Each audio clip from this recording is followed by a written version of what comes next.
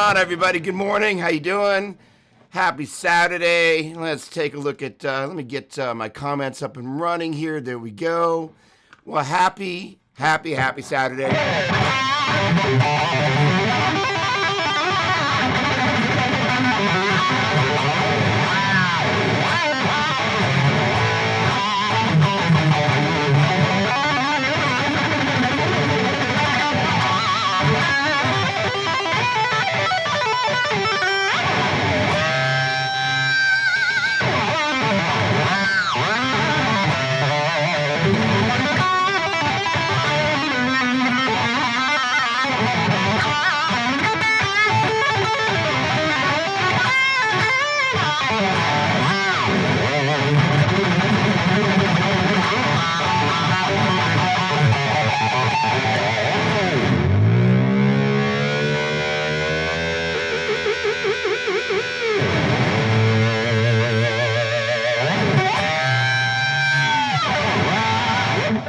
Holy cow, it's Saturday. All right. Good morning, all. Great to see you. Let's see. Griffin Gaines, good morning. Melissa Doppler, thanks as always for being the chairwoman of the board. Chris Alexander, hello, my friend. Mr. Casey.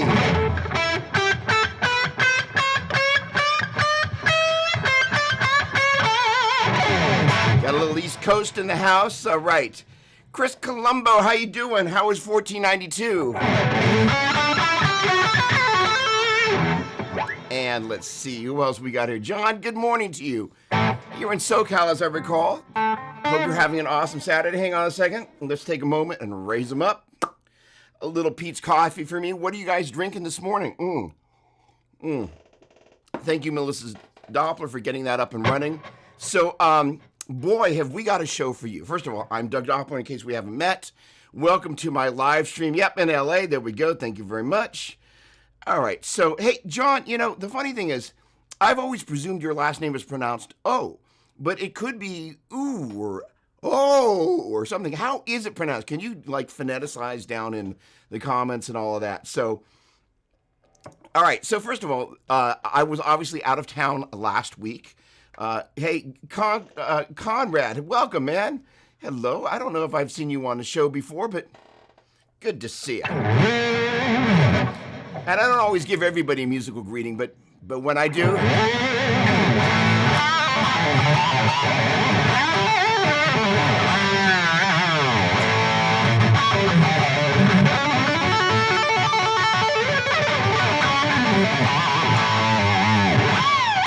I do. Good morning. All right, so, holy cow. A couple of things, first of all. It's always great that my buddy Chris Alexander always has a bunch of questions about that, you know, kind of help set up this show, which I greatly appreciate it. The short version is, in case you haven't been here, this is in many ways kind of like the office hours for my students or anybody that wants to hang out with me. So I'm always grateful that you will show up. I've been in Texas for more or less the better part of a week, playing at the Dallas International Guitar Festival, sitting in courtesy of my dear friend Larry Mitchell. We have some more playing that we're going to be doing together.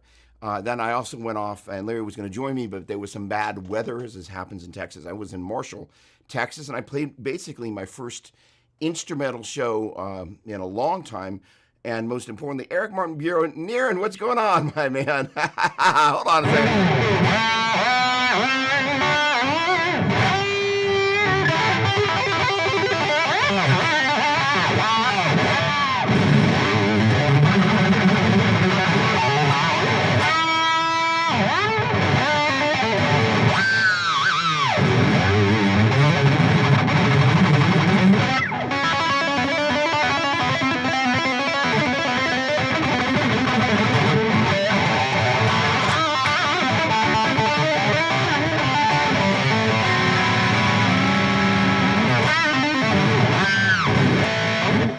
Good morning. How's that for a welcome? Okay.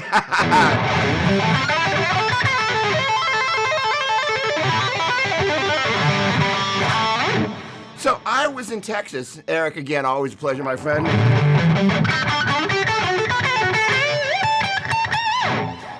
All right. For my friend north of the border,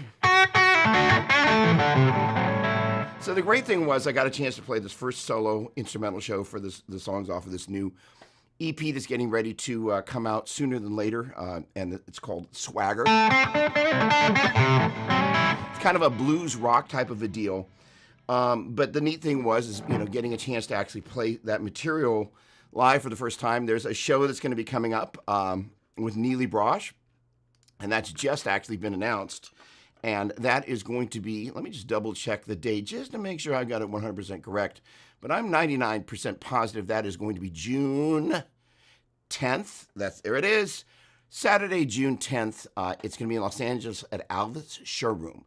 And that venue, I have a feeling, is going to sell out. So if you're in the Southern California area, Saturday, June 10th, if you're around, I would love to see you.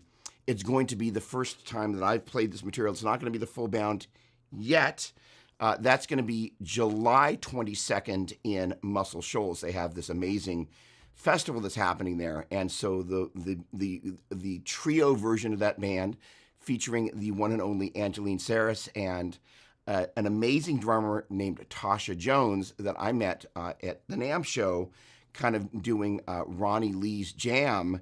And just this amazing drummer. Zorro, the drummer, is the guy that's on the album, but he's situated in an area in Northern California where it's just a little bit more logistically complicated to get him doing the shows.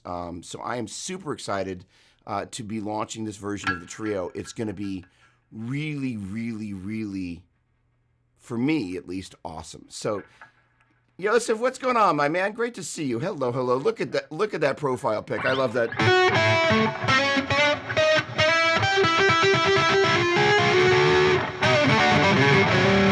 All right. Great to see you, my friend. So the point of today is what I want to do is kind of talk about the process that I think most of us go through. Hey, Brad, what's going on, my man? I wish you could be there on the 10th as well. That many of us go through as we kind of go to take our ego kins. Wow, reminds me of when you taught me all those SRV licks. That's awesome. Who is ego kins, by the way?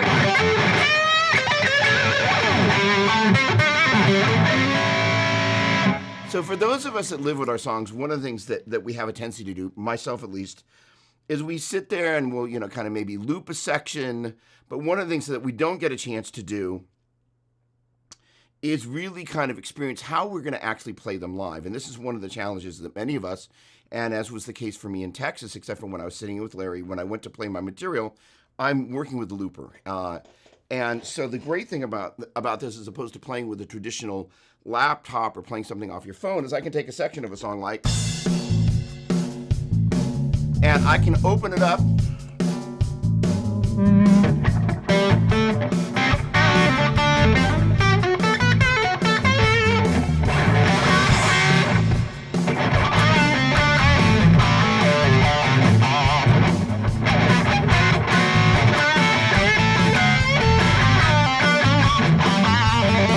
Kind of like, good evening, ladies and gentlemen, or good morning, ladies and gentlemen. Welcome to the show.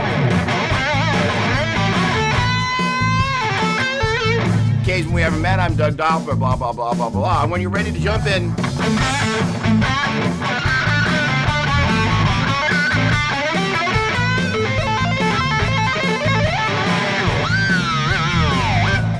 you basically do this.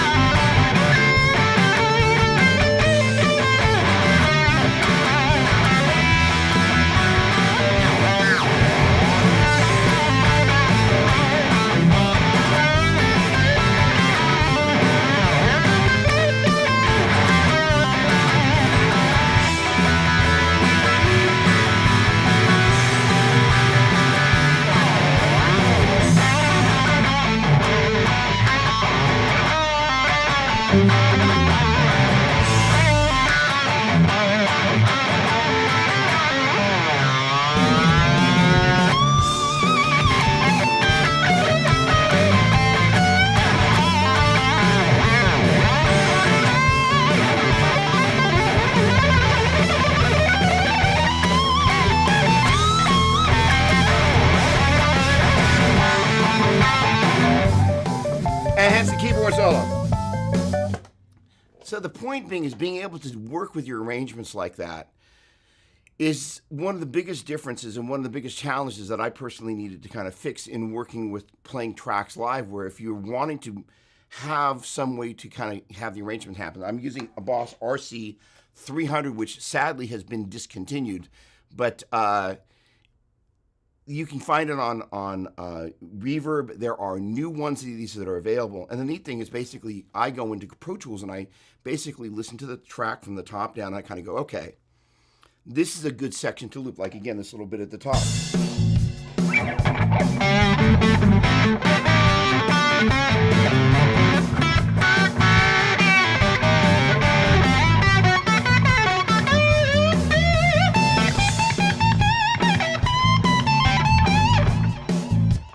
And it's using a looper in a slightly different way than they're initially intended to be used. But basically, this enables me to output wave files at 16-bit 44.1K, and then basically take those sections and then loop them as I want to. So it enables me, again, to open up the arrangement, which is one of the biggest challenges of playing with tracks. You feel like it starts, it ends, and you're just kind of like a circus sideshow or something to your own music, which to me is not really my idea of how I like to present music. I love to be able to kind of dig into a section, and in turn, when you're doing that in a digital way, it has given me the incentive of thinking about how I'm going to do that once I actually start playing with initially just the trio, drums and bass, which sections we're going to open up, what we're going to do. And the neat thing about having a bunch of this having been videotaped was I should say shot on people's iPhones, was I was able to watch what worked, what didn't work, and kind of have that feedback, because there's nothing like seeing yourself back and kind of going, that was better, that I need to fine tune. And it's an important process of that kind of, if you will, self-discovery that's great. Eric Cookins, what's going on? Oh, 92 and 93. Now we're talking. Come on.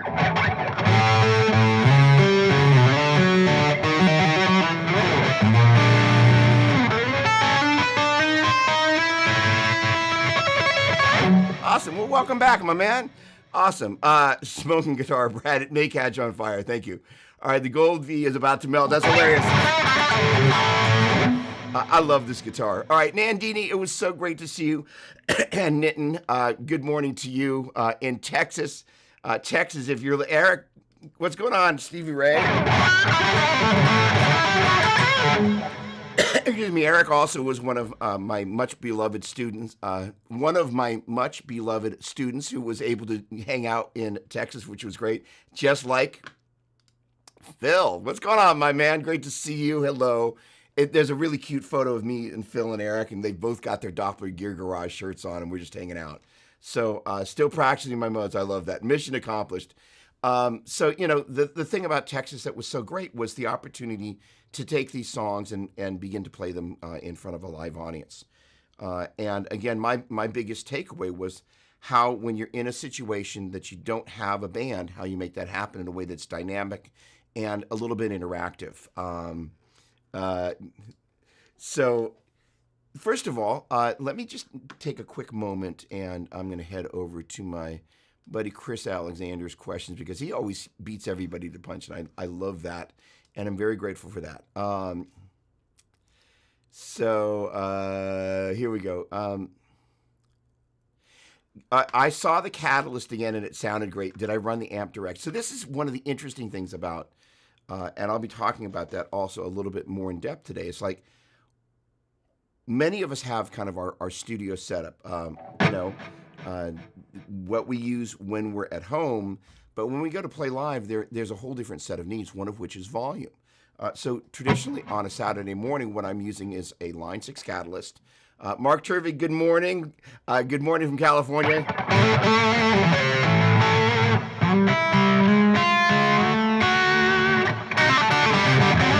Mark's a great guitar player, one of my many friendly faces from the guitar camps. Always a pleasure, my friend. So there's one thing kind of getting a sound in the studio, and this is one of the questions that I've been asked most, is like, if I'm dealing with a modeler, how do I take that sound and make it work live? So one of my big takeaways that hopefully will be of value to you is, first of all, the Line 6 Catalyst, I own two of them. Actually, Line 6 was kind enough to send two of them out. They are the Catalyst 112-100 is a 100-watt amp. It's a single 12-inch speaker. Part of the magic of that little puppy, let's see if I can get to the right window and share it here. That's not what I wanted to do. Hang on a second. I want to get to, there we go. That right there. So you're seeing an abbreviated part of the Catalyst window, and it completely did all sorts of bizarre things to my stream. But let's head back over here. There we go. But what it enables you to do is get into some deeper parameters like sag and bias X, so you can really kind of tweak the sound of the amplifier in the way that, if you had a real amplifier, you can mess with the bias and how hot the tubes are running or how cold they're running. And so that enables you to kind of really fine-tune the sound of the amplifier for your mix when you're in your home studio. And I've done a ridiculous amount of recording. One of the things that I almost did this morning, I'm going to be a bit of a tease, is that I now have what's pretty much the final edit of the first video from Swagger. And it's a rough mix of the audio, and I was going to just play it for you guys, but because we're at this kind of, if you will, 9 by 16, it meant that the video was going to be much smaller. If there's enough torment here, I just might play it anyway. So, you guys just need to provide enough incentive for me to do that. But just know that it's going to be, instead of kind of be its traditional 16 by 9. But the thing is that it's everything that I did on the demo was done with the Line 6 Catalyst, which is totally hilarious. It's a $400 amplifier. That's a really, so here's the thing. So the great thing about Catalyst World is that there isn't a marketplace like there is for Helix where you can actually sell your thing. So I'm hoping that, torment, please, Brad, I love it. There isn't an avenue to which you sell them. So the thing is, I've been such a grateful recipient of not only the Line 6 folks sending these amps up, but how important a role they've played for me. So going into the Dallas Guitar Show, I grabbed one of these amps while I was in Texas. And part of the fun things is this is a very vintage flavored show. So I roll in with this Line 6 amp, and I'm kind of snickering to myself because, I had an experience years ago where I played at a benefit for Hurricane Katrina. And for a number of reasons, the amp that I took was a Line 6 head, the HD, whatever the heck that was. It's actually there's a Mesa Boogie rectifier model in there that's one of the most savage sounds. Still sounds great. I've still got that head. I think it was the HD 150, something like that. But I remember there was a guy that had this very fancy Mesa Boogie rig, and I could see him snickering at me from across the room. I was like, okay, yeah, you do that, and then, it's an interesting thing, on the gig, there is a certain amount of swagger that you bring. When somebody's going to, it's kind of like in a schoolyard. If somebody laughs at your clothes or something, you're just kind of like, well, wait until we get out on the softball field or the baseball field. And I'm just like, I'm going to hit a line drive right towards you, and it's not going to be an accident. So, by the time we actually went to play, I kind of just obliterated the poor guy, and afterwards he was like, "You had a really great sound, man." It was really hilarious. It was just kind of one of those things. So, going into a show like that, there's going to be somebody who's going to like, oh, who is this showing up with a Line 6 amp at a vintage show? But the great thing about it is, to answer your question, the phenomenal thing about that amplifier that Line 6 has really nailed is the sound coming out of the front of the amplifier is the sound that's coming out of the back. And I happened to, at the NAMM show, run into a guy that I'd done some work around presets and sounds, although they didn't actually use my presets. I was part of a beta team of going over sounds and analyzing the sounds that were in the presets for the Spider, which in many ways was the predecessor of this, and the Spider in many ways kind of, which I think is still in production, but a lot of what they learned from the Spider, they rolled into the Catalyst. And the guy that was the head of that project and was also in charge of Power Cab is a friend of mine. But also, I happened to run into him and said, oh, it's a funny thing, I've been using the Catalyst. He said, no, you don't understand. That's my amp. And so I just proceeded to go off like I do every week here about how great an amplifier it is and how great a vehicle it is for pre-production. So, and Drew Bentley, what's going on, my man? Hang on. Turn myself off. There we go. Hang on. Wait. There we go.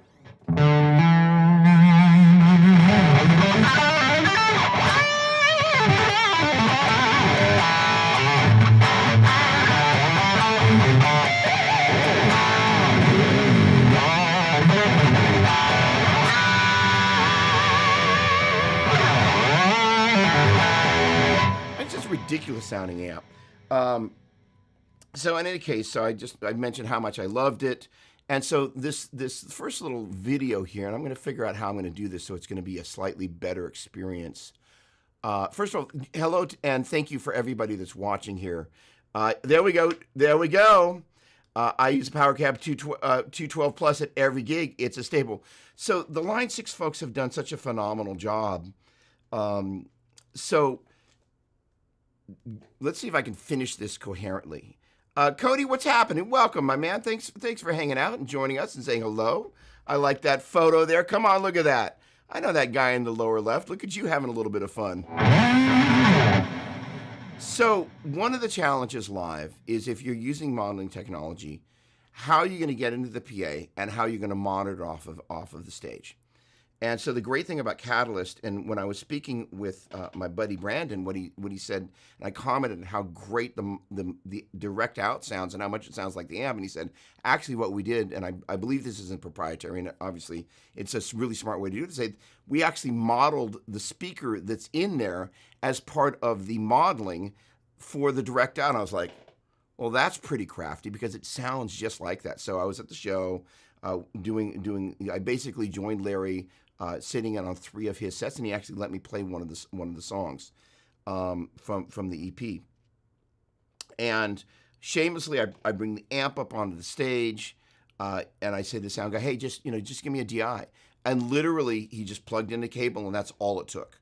Just had to adjust the level, no EQ change, and I knew with total confidence what was going to come out of the PA, as long as the everything was flat, was going to sound exactly like what was on stage. And it just meant that it was this instant experience of being able to monitor myself on the stage and also hear what's coming out in front of house, knowing that that's going to match what I'm hearing. And that is a very significant thing, that one of the challenges of your average modeler, you're not able to do that. There were a couple of things that, on a 400, Craig Parker, what's going on, my man? There were, and Jay Kirkland, hello. I'm going to spare my musical greetings for just a moment.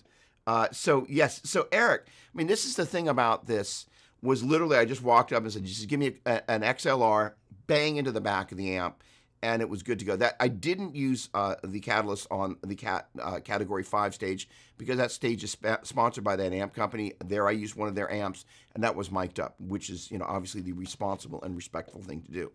But for that, for the day 2 and day 3, it was literally just plugged into the XLR out, just like I'm using right now. And one of the cool tweaks that you can only see on the back of the amp is you can run it such that it's basically totally silent, or at 5, and I think something like 5, 12, 50, or 100 watts. So that affects more or less kind of it's like a power scaling a little bit. So it affects the volume of the amplifier, but it also affects kind of how you're manipulating, quote unquote, the virtual headroom. And so the end result is just an incredibly great amp experience that gives you a huge amount of control in terms of all the things that you can shape. But most importantly, when you're running direct out into the PA, it's totally synonymous with whatever it is that you're hearing. So there are a couple of things moving forward that are going to happen. First of all, there are going to be times I'm going to need to fly. So this, again, is common experience that I wanted to touch on with everybody because, wherever it is that you're playing, there are going to be times that you're going to just need to potentially just use a modeler straight into the PA. And I have a Line 6 Fractal Audio FM9 that is going to become my fly rig. And one of my big takeaways, having played a set now with loops and all of that, was one of the things about the Catalyst, you can control and access different presets via MIDI. I think there's 100 or so different presets, something like that you can get to via MIDI. Maybe it's 40, but it's more than you would ever need. But you've got to have a MIDI controller to be able to access it. From a foot switch, you have basically an A and a B sound, and then the ability to turn effects on and off. one of my big takeaways in watching the videos from this thing was, for me, I wanted more variety in the sound system when I go to the top of a song.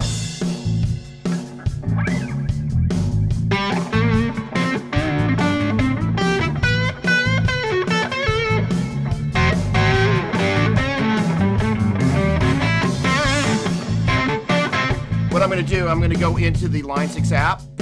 I'm going to bring the gain down.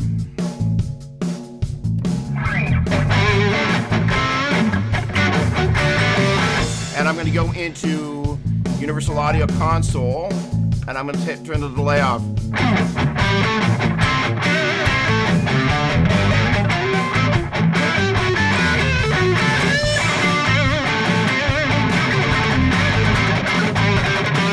A little less gain. A little less high end.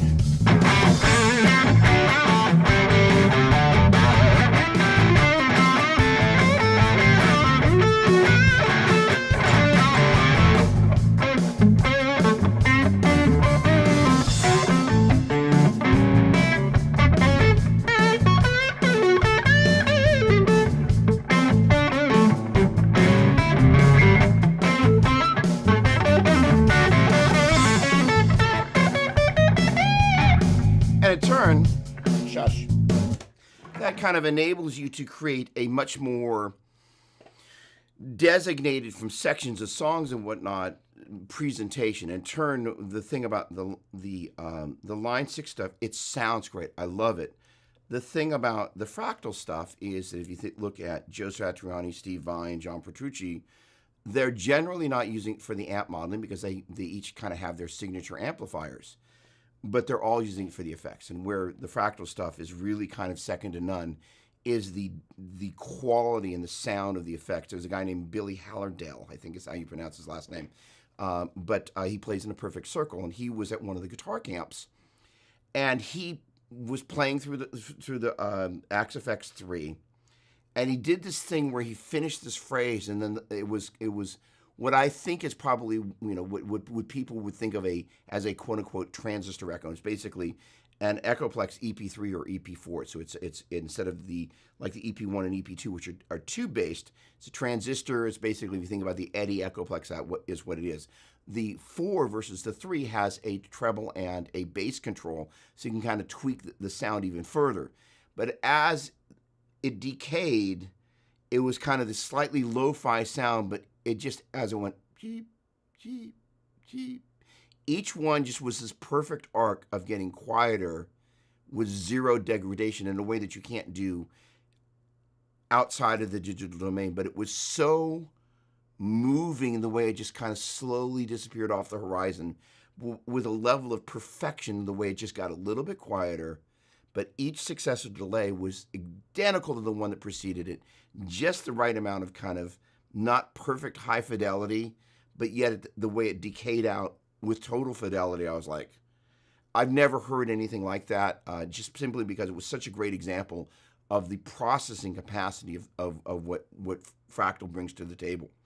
And generally speaking, I can plug into most any modeler and find a sound that I'm going to be happy with once I'm able to tweak it. But for a $400 investment that also includes a 12-inch speaker and 100 watts of power, there's nothing like the Catalyst on the market. In my opinion, it's the best in show. In the sub $500, there's no better money you can spend in the world. Because again, it just gives you so much flexibility, especially with the deep editor, to get great sounds. Here's the challenge that I've got is that I want to have access to more sounds. And then at a certain point, I want to be able to do that in combination with a stage rig. So I'm probably going to be using 3 different types of rigs. One is just the Catalyst, depending on the situation, because it works so well. 2 is just the FM9 straight into the PA. And the third one is a rig I'm going to put together utilizing the FM9 or the Axe FX3, which is kind of hiding. No, you can't see it, but it's back there. Probably the FM9, simply because it's nice to have all that stuff at your feet without having to have a separate, controller for what's happening back there, and being able to control so many things like the FM9 as opposed to the FM3, which is a smaller footprint. But in turn, then having either the Seymour Duncan Power Stage 700 power amp back there, and there's a company that I've worked with in the past called Dragoon, and they make these amazing speaker cabinets that are also very, very light. And I'm going to put some of the Celestion full range live response speakers into those, and it means that I can bring them to a gig that I don't have to fly to, and I'm going to have extremely powerful, great sounding speaker cabinets that are light to carry, but are loaded with these Celestion speakers that are designed for modelers. And I did a bunch of demo work for the Celestion folks who are amazing. And that rig is going to enable me to have a ridiculous amount of volume without having to haul a bunch of tube amps around, and be able to have all the tones that I might want to have with a huge plethora of effects with just one footprint on the floor. And whether I'm playing with a band or whether I'm running with loops, it means I'm going to have all the options that I could want to have. And until I can actually, there's basically just right there, you can see the edge of one of my orange 412 cabinets. Those cabinets weigh like 100 pounds each, which means if you're carrying 3 of them around, you have to have a van or a truck to start moving that stuff. And there's going to be a long time before I potentially play live with that rig.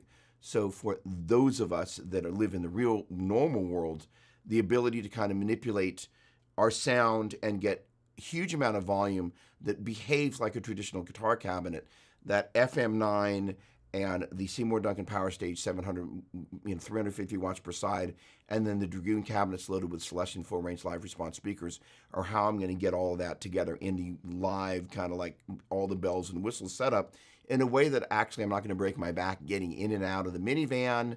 And it's the sort of thing that, potentially with my friends at Celestion, I may be able to ship some of that stuff in advance when I'm going to go someplace, and maybe they'll arrange for the speakers to be there. The speakers are relatively light, but I'll be able to ship the cabinets unloaded, and maybe those speakers will show up courtesy of my buddy Chris, who's the artist relations guy at Celestion.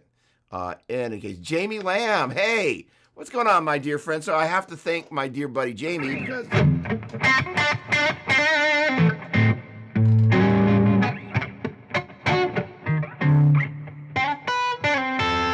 because I'm going to be playing July 22nd in Muscle Shoals, and Jamie's going to be on the bill, and Larry Mitchell is going to be on the bill, but Jamie was the one that set that up, and I'm so grateful and so thankful, and as of right now, unless something changes, that's going to be the first show that the trio, again, with Angeline Saris and Tasha Jones on bass and drums respectively, is going to play at, and I am super stoked. So Jamie, thank you so much. I really, really, really appreciate it.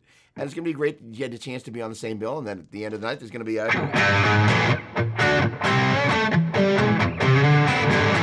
jam session. Come on.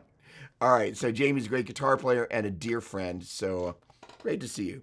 All right, Stephen, what's happening? Have a groovy day yourself. I hope you're doing great, great, great, great, great. Okay, so Mark, thanks for the Spider comments. I happen to think this is a great little amp. I have 3 Spider 4s. Come on, 150 watt stereo head, 150 212 combo, and a 15 watt 8-inch combo. I've got about 15 amps included, the Marshall 100 JCM 2000 TSL.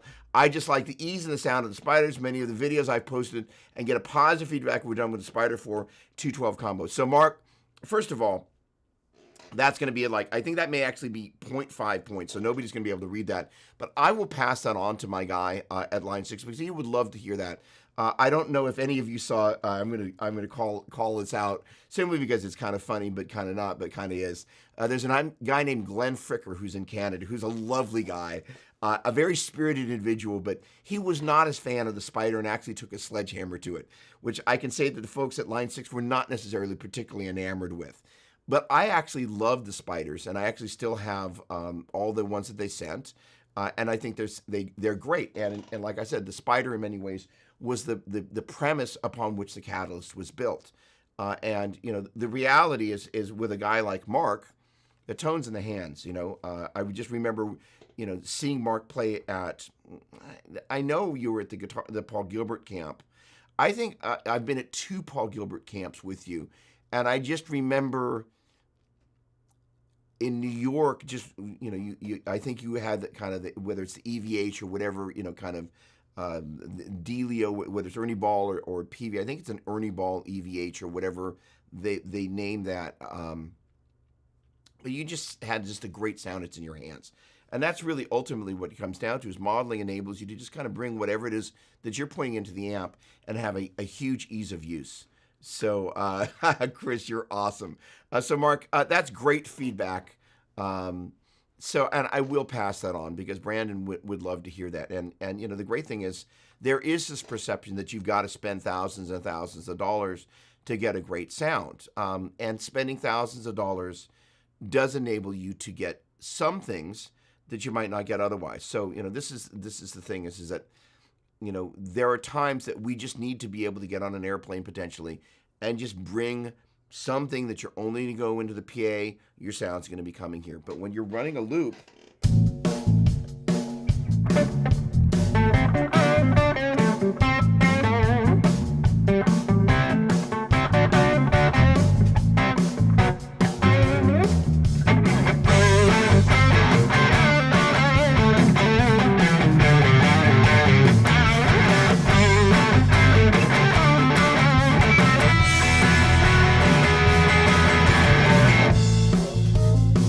there you go. All of that stuff coming out of your monitors, your average monitor is really not intended to give you a high fidelity playback. And more often than not, you're not gonna have the convenience of having a left and a right monitor, such that if you've got, in this case, a stereo mix that would play front of house, and in turn a stereo guitar sound, which is not. This is sorry, it's under there. It's a well, actually no, within my effects. Oh, my delay's not on. It actually is a stereo thing. So most of the time you're going to get one monitor, which means you're not hearing the stereo-ness of your setup.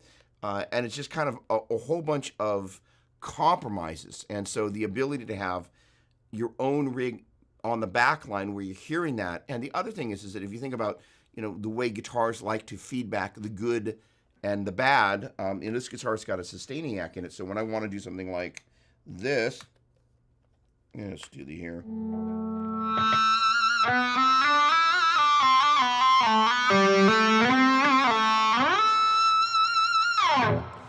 I don't have to have the benefit of a loud amplifier. I can do it at bedroom volume, literally. Which is really cool. The challenge is, though, when you've got monitors in front of you, if you're not careful, you'll get, squawky, if you take your hands off the volume control and you leave the guitar wide open, you'll potentially get the unpleasant feedback.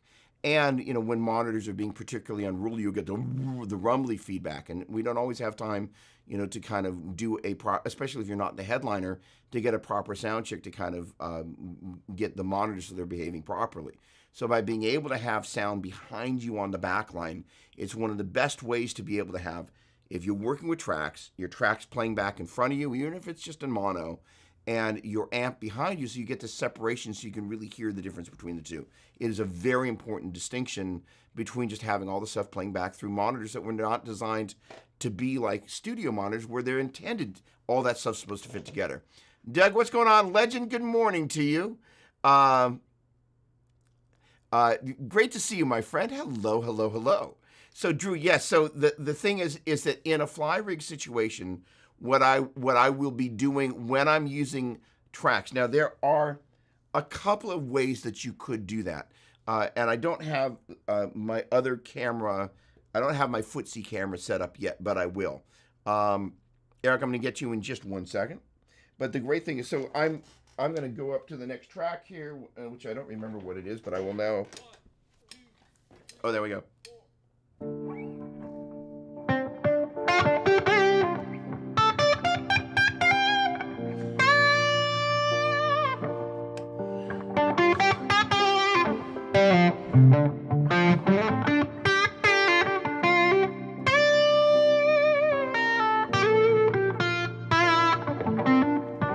That would be the track just playing through the top, and then it goes to the section. So that's a little loop that I created that would happen at the end of the song.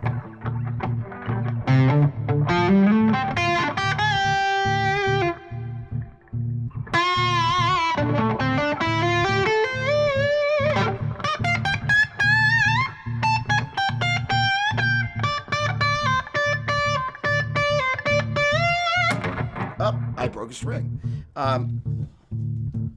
But the neat thing about that is you can control all that stuff from your feet. And, if I wanted to, I could make it such that I could create within, for example, from the FM9 or whatever I was going to use as my MIDI controller, I could make it such that it could talk to the loop station, the RC300, and tell it to change patches, or basically there's each preset's called a memory, and inside each memory you have 3 tracks. So you can target each one of those via MIDI and tell it to start and stop with program changes and MIDI messages. That's more programming than I personally want to do for that. I like the ability to just be able to control that with my feet and turn stuff on and off and use it. And just also allows me to, to just think about, all right, this is what I'm doing with my tracks over here. This is what I'm doing with my sounds over there. Rick Hunolt, what's going on, man? Oh, there we go. Okay, hold on, there we go. First of all, congratulations on the release, Rick. Rick's got a new album out. Fly Rig equals a quad, and Seymour Duncan Power Stage 700. So, and that I know he means quad cortex. So the thing is, this is one of the things that more and more players are doing. So they're going, hey, I don't want to take a bunch of heads, and Rick has been doing it forever. Power Stage, yep. And so what's neat is the Power Stage 700, it's 350 watts per side. If 350 watts per side ain't going to get it done, nothing will. And then you kind of choose, okay, so let's say for somebody at Rick's stature, chances are, I'm going to guess here, he's going to turn off speaker modeling or IRs inside the quad cortex and use something like backlined Marshall cabinets that are loaded with a Celestion G1275Ts. And so that's the most common cabinet, most common speaker. If you see some sort of show that it's backlined, those are the cabinets you're going to probably get. So if you set up your models inside, for example, the quad cortex there, exactly, there we go. So, and here's the thing is that what's neat about this is I love that avatar shot, by the way, is it's just kind of like it's the new way of doing things. It's more or less taking what we would do in the traditional analog world. So there would have been some Marshall amp there. We probably would have had a pedal board with a Dunlop wah, maybe a tube screamer or something to tweak the front end of whatever amp was on the back line. So we can get like some solo love when we need that, and also a boost that jumps out so that we can control that stuff and not always have to depend on the sound person that may or may not know or set to be able to do that. But the neat thing is that means that we kind of travel. We set up our quad cortex, our FM9 in front of us. We can do all the things that we want to do and have, and like the FM9 or the AXFX3. But the AXFX3 is now you've got a larger thing that you're needing to carry. I'll be able to get away with carrying the RC300 and the FM9 in that same little Helix backpack. I can kind of squeeze both of them in there. But also Seymour Duncan there's a Power Stage 200, and there's a middle one that is a pedal board friendly format factor that is the smaller one, which I have. The middle one is a stereo power amp, and so it basically gives you the same fidelity that you would get.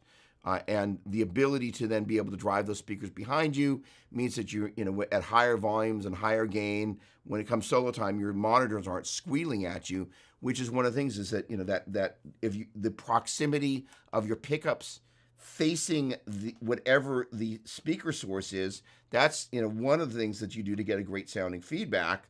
It's another thing you can do to get squeal or rumble, neither of which you really want, which is why in a live situation where you're playing with real amps, they're behind you. You're kind of using your body to shield that. So I'm going to have this up and running in just a sec. So let me just see. Chris had another. That's not what I want. There we go. You're hiding. Come here, Chris. There you go. Come on, come to the front. There we go. What's going on, Jimmy? Yeah, you are awesome. Your encouragement always is so cool. This is great. All right, another one. You've been planning on playing with Larry at the other show. So one of the shows kind of partially got rained out with a tornado warning. I've never had that happen before. How did it alter my planned performance? And this is the thing is that when you're opening for somebody or you're playing support for somebody, they're always the headliner. And one of the most important things you want to do is, one of the reasons that, Rick Hunolt and I have known and adored each other for so many decades is that the music business is a matter of respect. in that you always want to pay homage to the people that kind of have come before you or come next to you, and there's kind of, if you will, a brotherhood or kind of a brother and sisterhood where you're always, out of respect, you're doing things. And when, Larry basically was why and how I ended up in Texas, and with that in mind, I needed to make sure that if I was going to play in Texas without him at this one particular show in Marshall, it would be with his blessing, and C, I'm doing it in such a way that I'm thanking him for the privilege of being there, right? So what ended up happening is that because of the tornado watch, he had been in Dallas hanging out with what's now a mutual buddy of ours, and they opted intelligently to not come through a bunch of really bad weather to come to Marshall.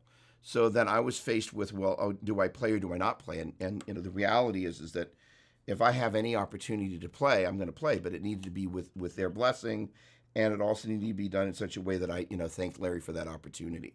So what was interesting about it was that I had planned on doing basically a one set, but because Larry wasn't there, I did a first set, took a break, and then I came back and did a second set. So what's really neat about that was, the first set went really well, but after sitting down and talking with people for a half an hour, 45 minutes, I kind of walked back up to the corner of the restaurant. And first of all, actually the biggest difference, sorry, I didn't explain that very well. We were supposed to play out in a town square in Marshall, Texas. And in case y'all never been to Texas, they love guitar. I mean, I've never played in a state where there was a better reception or as good a reception to my playing as I have in Texas. They're just the best. And they love guitar. They love all guitar pretty much. So we were supposed to play out in the town square. Obviously, the rain made it impossible. We moved into this restaurant, Pizzeria de Pietras. Amazing. I was like, they fed me like nobody's business. It was great. But I played in the corner. So this is a funny story. This is great. I'm so glad you asked this, Chris. So I'm set up there in the corner. But on my way in, one of the guys at the restaurant, wait a second. No, you're not supposed to have done that. Really? All right, that's what happens when I'm not paying attention. Hang on a second. Oh, I know what I can do. Hang on a second.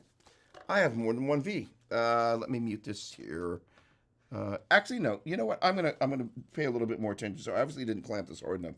So for those of you that have a Floyd Rose, this is one of my favorite things about this. As long as you're paying attention to what you're doing, you can actually let extra string out of the headstock. And in turn, what I'm doing here is I'm letting the string out of the headstock. And then what I'm doing, although I obviously didn't clamp it hard enough, is I'm taking the saddle here and I'm bringing it back. And I'm basically unclamping it there. And then what I'm doing is I'm basically just reusing the same string. So I'm going to put this puppy down into the bridge there and make sure I get it down far enough in there, which I clearly didn't the last time. And I'm just straightening this out a little bit because the end, when it unclamps like that, will kink just a little bit. And then I make sure that it hits the bottom, which I clearly didn't do before. Then I get it finger tight. I bring it like that. Yeah, there you go. You can see that. And then I tighten it up nice and tight. Make sure I'm paying attention instead of yakking. All right, there we go. Not too tight, but tight enough such that it's not going anywhere. And then I put my hand underneath the string, and I clamp it here, and then I bring it up like that, and then we'll be ready to go in just a second. But what the neat thing about this is you're able to to really just use the same string if you get into a pinch and break one unexpectedly. And Mark just put, yeah, Texas has given us Gibbons, Vaughn, Johnson, Timmons, and of course,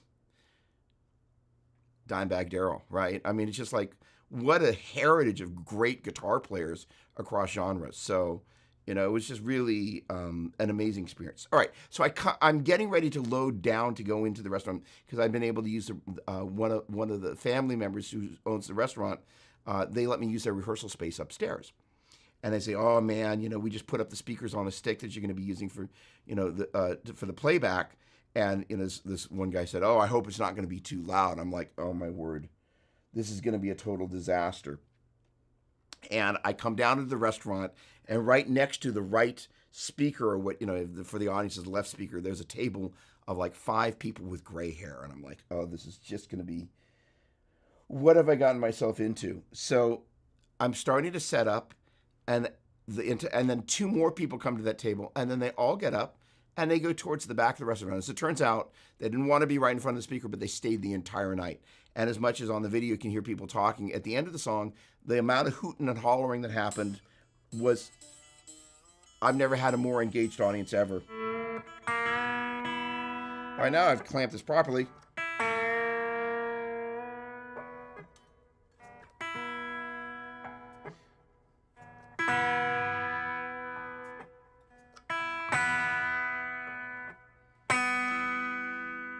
We're back in business, so just clamp that puppy down there, and come on, you. Loud is more good. There we go. What's going on, Steve? Loud never. Hey, what's going on, JG? Welcome.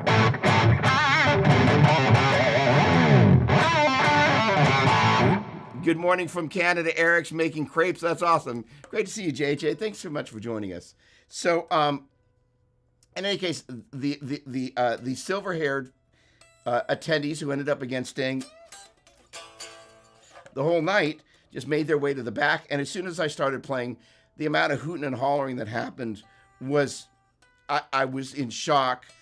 And, you know, what went from being, though it seemed like it was going to be a total disaster, was probably one of the most amazing, most memorable, and one of the best gigs I've ever had. And I wasn't crazy loud, but it was certainly a lot of funny. So there we go. I'm transitioning to the FM9 Live from the Active X3, getting the mission pedals together. Way to go. Love that. They do have a silver lining. All right. So, in any case, let's see the last little bit of this. All right. Is there any more goodness in this? Yeah, so that definitely altered the performance in a great way.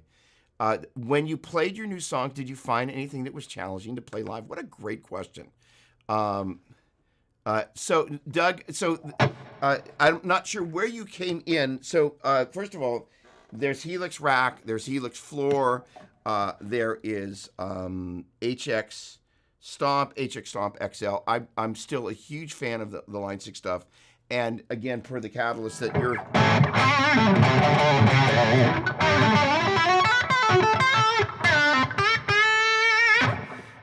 I'm a huge fan of the Line 6 stuff. So that will be kind of, if you will, if there is an A, B, and a C rig, the Catalyst is going to be my C rig. You can walk into any Guitar Center and find it.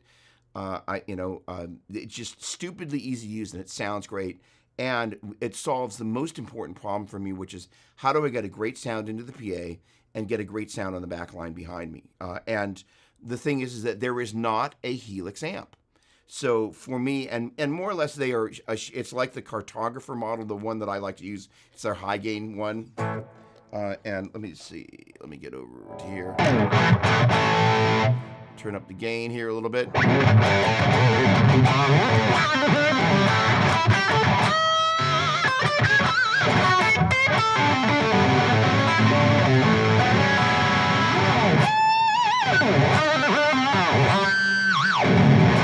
That's me having a good time right there. And then, the great thing about this particular guitar, I've got the number 2 position, so that gives me the ability.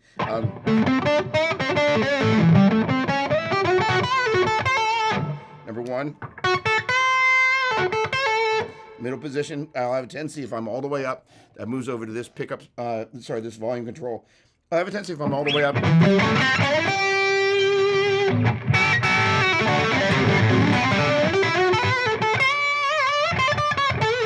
Back off on the tone control. But if I'm on a setting like this guy right here, which is more of a kind of a rocky kind of blues type of.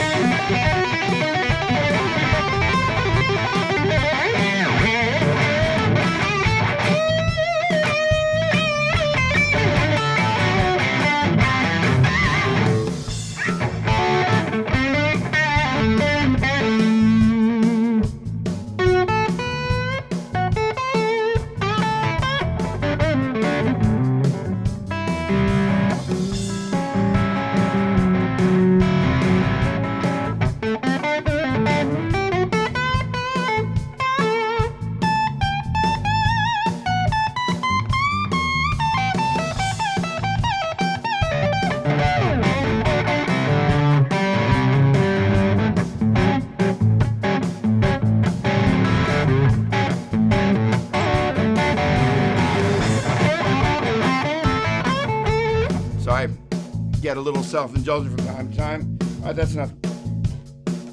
Go get a drink. So the neat thing is that, it's such a great way to be able to toggle between different sounds. So back to Chris's question, which I actually will answer. One of the things about playing with tracks is that it can sound a little one-notey, and that was kind of my big takeaway. It's like, okay, the biggest detractor is that, and thanks, Cody, appreciate it. And I can see some more stuff has come in, so let me finish up with Chris's question. One of the biggest detractors of playing with tracks is that it can be a little one-notey in that, I'm going to let this loop go.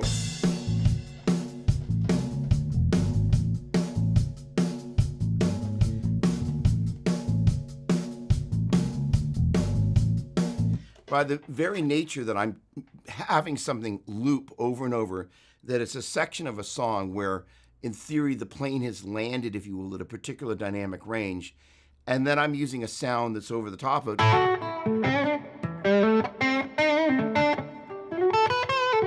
Because as a player, ideally what we're doing is we're playing to the dynamic range of the part that we've created. So if it's a loop that's sitting in a dynamic place, and you're playing relationally to that part, it means that section has the tendency to sit dynamically at a very similar place, no matter how many times you play over it. Because of the fact that if you get too quiet dynamically, and then get loud, one of those is either going to be too quiet or too loud when you've got it against a loop. So what it means is that as much as I've given myself the ability to open up the arrangement, which is huge, it does mean that the looping sections have a tendency to sit in a very kind of non-dynamic fashion. So my takeaway was, as much as I loved what the Catalyst delivered, the piece that I was missing was the ability to manipulate the effects in a bigger way than just a little 2-button foot switch enabled me to have. And my big takeaway was, okay, I need to be able to, and the other thing is, for those of us, and I'm pretty sure it's everybody here. And thank you, Doug, is that the ability to have different effects at different sections of the song and in different songs. That's one of the things a number of things that Larry Mitchell does so well, and having a chance to play alongside and then sit in the audience and watch Larry's set. His sound design is second to none, right? I mean, it's just one of those things you're like, dang. And it really, what a perfect guy to kind of go, okay, I need to figure this thing out. And the thing is, I've got the delay off here, but I'm kind of a soup and potatoes kind of guy, or meat and potatoes, sorry.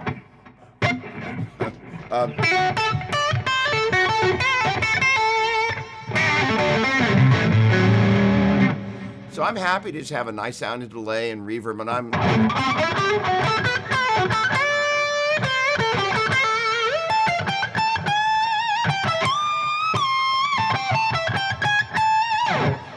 Like the nice sound, you've got the right amount of delay and reverb to pull things back. I like a longer number of tails.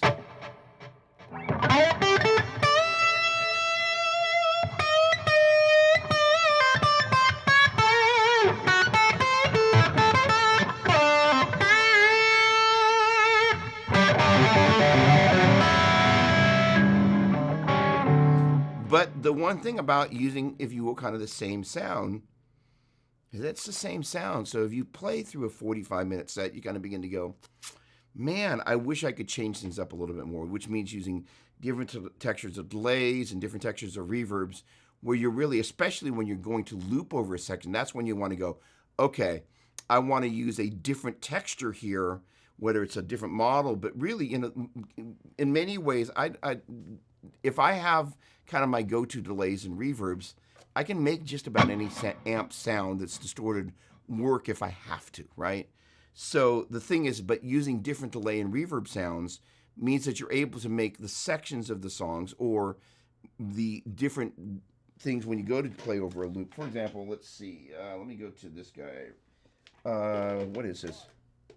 No, let's not do that. Is there another one over here? No. All right, here we go. So...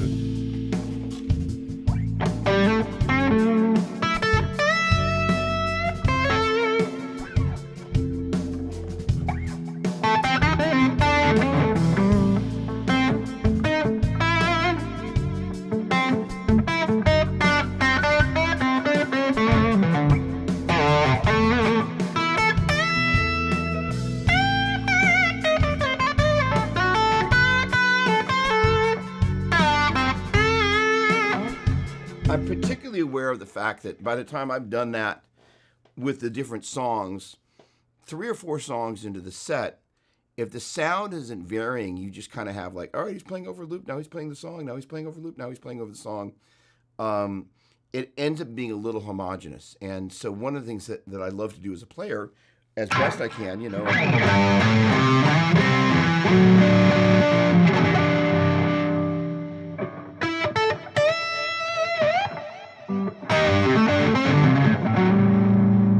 Is give people this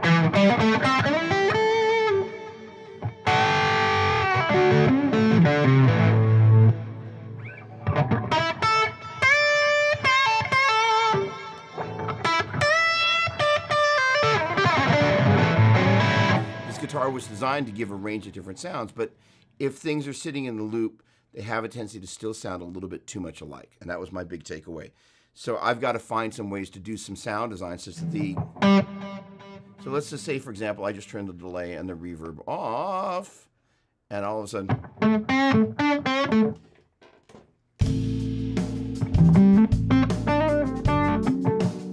now I've created a totally different vibe.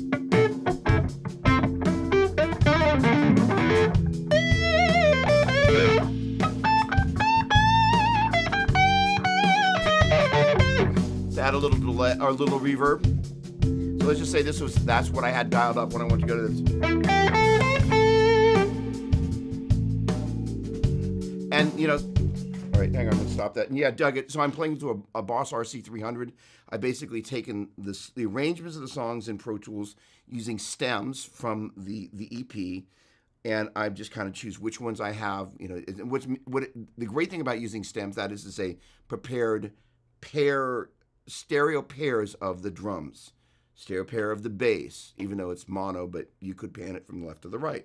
Stereo pairs of each of the different things, the keys, and then I kind of adjust the levels such that it feels like what I want to be playing with.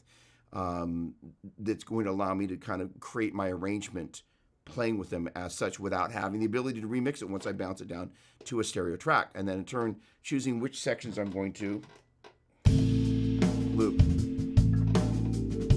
versus this.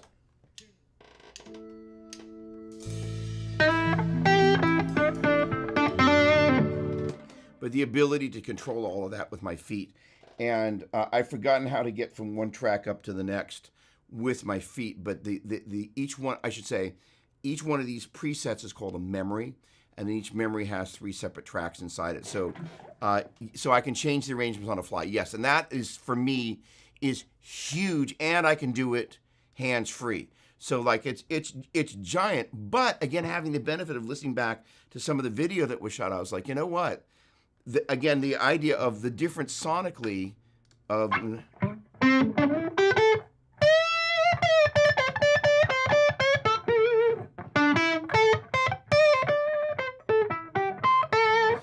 bone dry versus the vibe of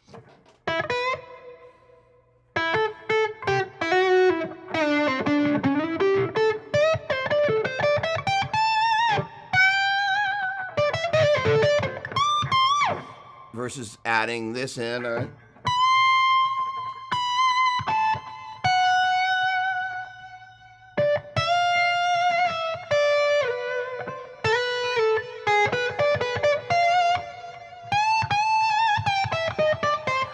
And the thing about the Catalyst is that you don't have that much control.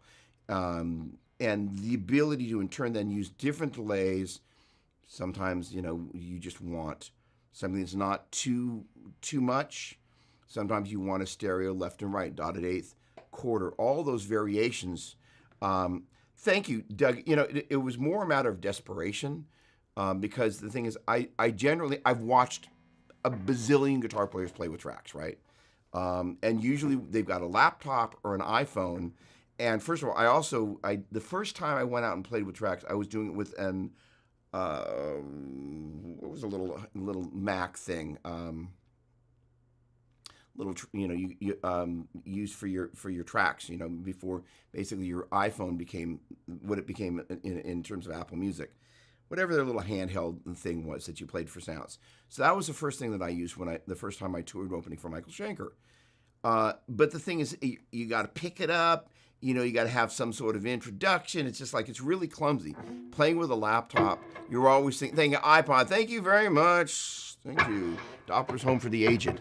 And then if you're using a laptop or something like that, you're kind of wondering, at what point is the stage going to rumble enough that thing's just going to fall off? Your track's going to come to an end. The laptop's going to break. Blah blah blah. It's just Doppler's Home for the Aged. So I like that photo, by the way. So the thing is that then you've got this challenge of, okay, well, how do I get from literally, like, I want to be ready and control my volume, and then be able to choose what I want to do.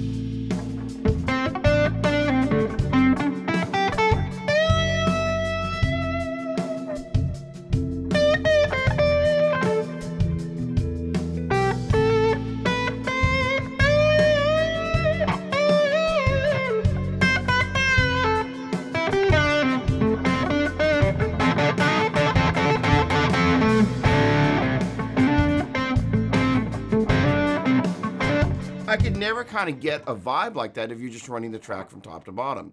One of the ways you can do that is extend a section out as you go to do your mix and take it in Pro Tools and do that. The danger of that is you're always kind of going, which number cycle am I at? And, it's a danger of kind of playing the wrong thing at the wrong time, which we never want to do. Phil, Synergy amps, do they give you the best of both worlds? Van Halen put, there you go. Tube amps, they recreate. Here's the thing is I've heard the Synergy stuff. I've not played through it that much.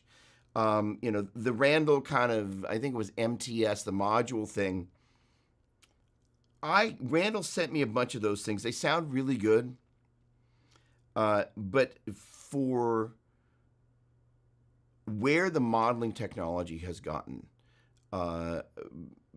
and essentially that's an analog model, right? Those little modules that you put into the Synergy thing.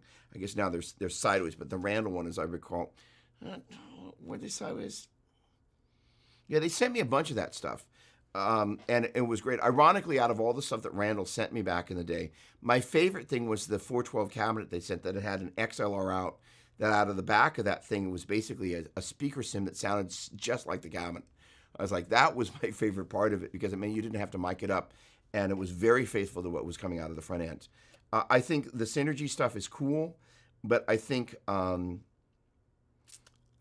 modeling, inside, whether it's an FM3, FM9, the Line 6, stuff, I think that modeling is probably, sonically, you'd be hard-pressed to be able to go, I can't tell which one is which, right? Or to be able to tell which is which in a blind test.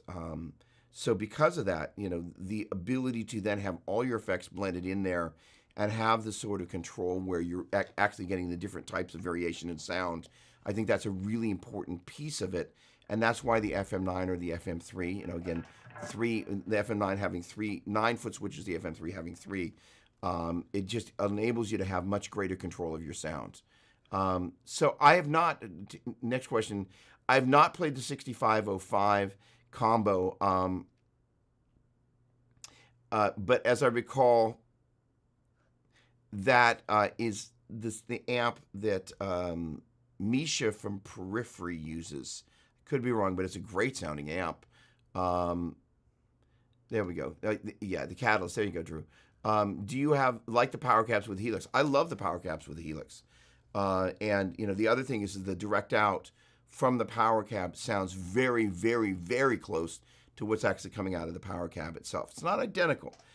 They actually did a better job with Catalyst. And the great thing about all of this is that, because in this particular case, it's the same engineer that was working, Brandon, at Line 6, who did power cab. One of my points of feedback about power cab, because I want to be able to, whatever it is that I'm listening to, I want to be able to, if there's an XLR out, I want it to sound identical to that. And that was one of the pieces of feedback that I had about Power Cab. And most people would never think to go, okay, I'm coming out of my Helix, going into my Power Cab, preferably via L6 Link, which is Line 6's proprietary digital connection. And that also enables you not just send digital audio, but also make preset changes. So it's kind of like it's a combination of MIDI and audio runs. It's very clever. Invented by Marcus Ryle, inventor of the ADAT, inventor of the light pipe. It's just a genius guy. But the XLR out on the back of Power Cab did not sound identical to the sound that was coming out of the front of it. And I am 99% positive that my buddy Brandon, who did both, I'm pointing at Catalyst that you can't see over there, but there's another one, and there's one underneath the desk here. I think he listened to that feedback and was like, well, how do we fix that? And the great thing about Power Cab is it loads all these great speaker models, or you can run it in FR and use the models that are inside, or I should say the IRs that are inside your Helix, or whatever digital device that you're using. But if you're going to have an XLR out, you really want it to sound like what you're hearing. And I think Brandon took that feedback and went, well, how do we apply that to Catalyst? And they actually modeled the speaker that's in there, and it sounds just like what's coming out of the amplifier. And that is, as you know, as a performer, is such great confidence. You go like, I don't have to worry about front of house. As long as I can tell there's enough volume, I know it sounds great. And that's just such a big win. So Chris, that is a great question. So one of the things is on here, and I apologize that I don't have a foot camera set up, but there is an expression pedal on the RC300, and I'm 99% positive you can use it to control the level of your loop. But here's the downside, is that I don't believe that there's any visual feedback on that expression pedal. So the challenge is, if you hit it in the middle of the song, it's a disaster. And then knowing exactly, where is it? Now, the smart way to do it would be a back position. It has a value of 90. The down position has a value of 100. Such that you've got some variation, and if you kind of hit it somewhere in between, you've got something that's not going to be too crazy between the two. But the advantage is that if you've got a song that for whatever reason the PA has got just a crap ton of subwoofer going on, you can back off the volume by going all the way to the heel. And conversely, if there's a song that you're feeling is just not loud enough compared to the others, as opposed to getting and adjusting the volume of the loop, which you can, but live, for whatever reason, you're like, I just need to bring the track up. Then you bring it all the way so it's pedal down. But that gives you some control. The challenge is that area in between is treacherous, which is one of the reasons that I'm be a little hesitant, other than like, I'm going to set it so the value when it's all the way back is a little bit quieter, and the volume all the way down is all the way up, right? And generally leaving it in the all the way up, all the way down position, so you have that visual feedback that thing is maxed out. It's one of the dangers of when you start messing with that stuff. Without the visual feedback, you're going to get into trouble. So it's a great question, and it was one of the things that as I was playing with the looper, I was thinking, I kind of wish I had a volume control on this. But the other thing, this is one of the places where having a volume control, of some sort of volume pedal router for your amp also becomes one of the things where you're like, hey, and one of the things that I think Michael Schenker did was he was running his delays and effects in the loop of the Marshalls, but he would use a volume pedal. And I think what he had done was he had them and said it was just pure delay and pure reverb. And the thing about the loop, the way it was set up, was it didn't interrupt the direct signal. And he would just blend in like an expression pedal, how much delay or how much chorus he would bring into that. So if you just had it backed off all the way, you have no delay going on. But as you begin to toe down, if you will, it brings it in. And I thought that was very clever. So being able to do the same sort of thing where you potentially have a volume pedal that's in the effects loop, because again, if you're running the XLR out into the PA, you don't want to do it, first of all, you don't want to do it before the amp because it'll starve the amp of input, which means it'll sound, your distorted sound is like this. And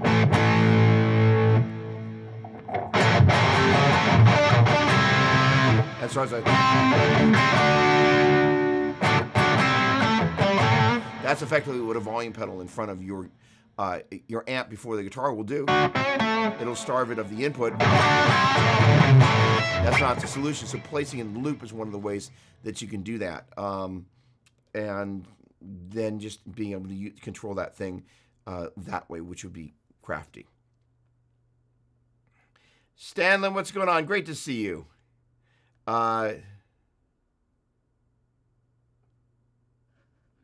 Yeah, you need to do some shows there, Jamie. Absolutely. Absolutely. Let me see if I missed anything. All right. All right. Good. Just one sec. Hang on a second. What's going on, Steve? The great question. How did I find the Flying V to be my thing? It's an interesting thing how I think for most of us, the thing that becomes intentional sometimes starts off accidental. The short answer is that I'm not allowed to really keep musical gear in the bedroom. And I was thinking about this on the way home from the airport. Pretty much the rest of the house is a music room. That my gear is pretty much everywhere throughout the house. The bedroom is the one place besides the kitchen that gear is not allowed to live. So the great thing about a Flying V is that you can literally set it to rest like that. And so there's a kind of a dresser in the bedroom there. I was given permission to store, and there's still a Flying V up there. But at that point, I was still on Ibanez endorsed, and this is lawsuit era Ibanez.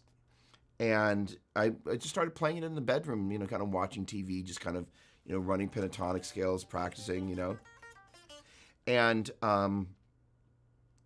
I started kind of going, I really like the feel and sound of this. It was just kind of like.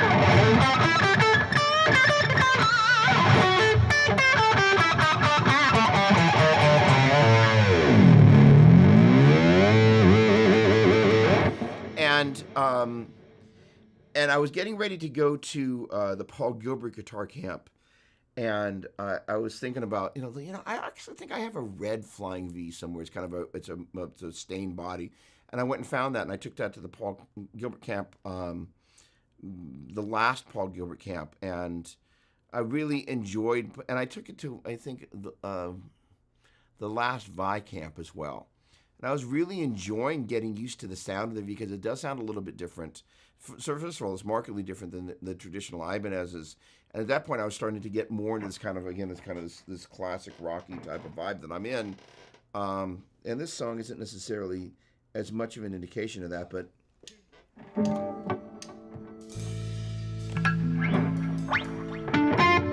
All right, I'm in, what am I? I'm in A, sorry.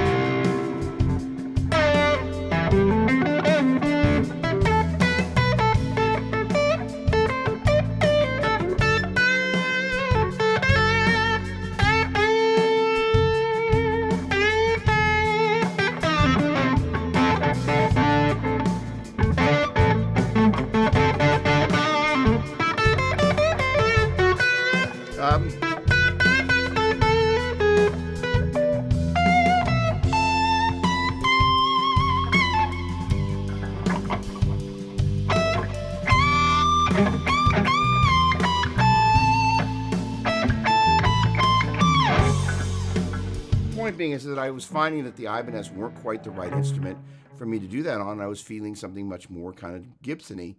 And in the process of kind of staying within and honoring the Ibanez endorsement that I had at the time, I was playing that lawsuit era Flying V, and I kind of went, I'm kind of digging this. And then I got the first Flying V, which is an 80, and I discovered that guitar does not have a bound neck, and I quickly realized I don't like playing a guitar without a bound neck. And then this guitar came next.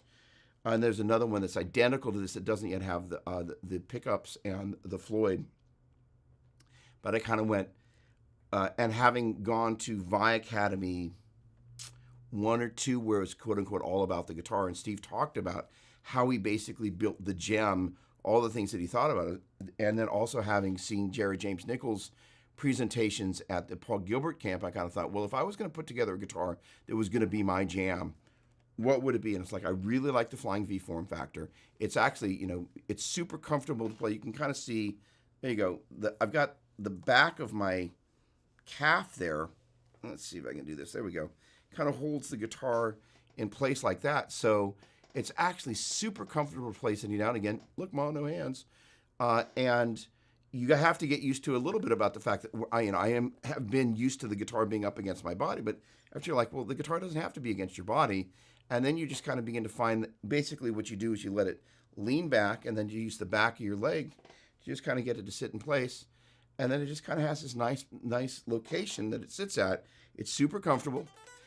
It's a great sounding guitar. It sounds a lot like a Les Paul, but it's not an identical instrument sonically because obviously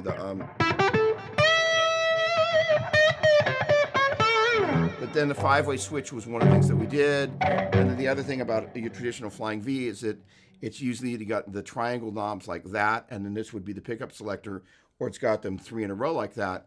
And I was looking at this thing one day with the triangle knobs and again, what had originally been the 3-way selector. And I went, wait a second.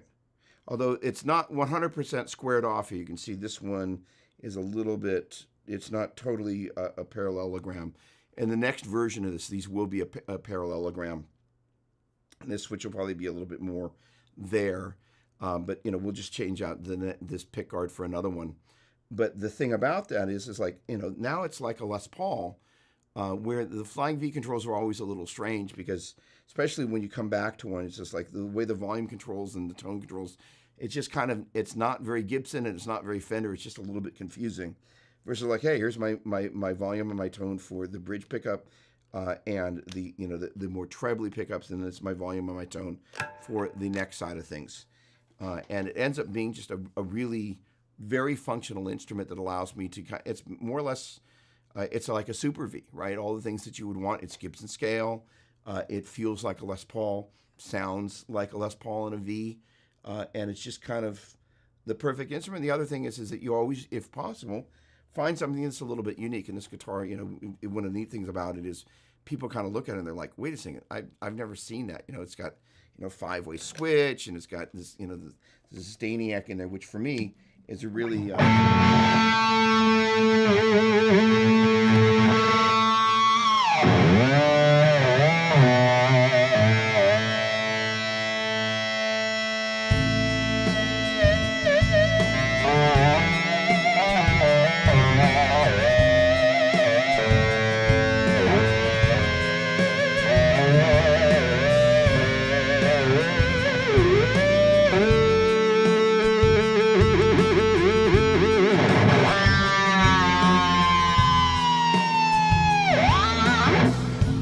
be able to do all that with all the kind of the classic Gibson stuff that's there. It's a very unique instrument. I flippin' love this. So it was kind of a dumb accident. I started playing a Flying V in the bedroom, and I kind of went, I'm digging this. Again, most people, myself included, it took me a minute to kind of get used to kind of going, oh, how do I get used to sitting with this thing? And once you get used to sitting with it, you're like, gosh, this is easy. And, the thing is, there's a video Joe asked me to play on... He did the stripped ×3 thing, and he asked me to pick one of the tracks and play over it and do a video for it. And I'm playing this S series guitar, and it's not to slight Ibanez, but you can actually see I keep pulling the guitar up in the video because it kind of keeps slipping away. And the great thing about the V is I don't have that problem. The S series guitars is when you're sitting down with them, they have a tendency to just want to start sliding away. And again, you kind of keep it up against your body, but that lower bout just kept wanting to flip off there like that. So appreciate that question though. Eric, great to see you. Have a great day. I'll be seeing you a little bit later. Oh, there we go. So what V do you have there, Steve? Or is that the you've got an S series that is the lightest guitar that you got? Hey, okay. Hey Rick, what's going on, my man? Great to see you. Great to see you as always, my friend. Hang on, I gotta.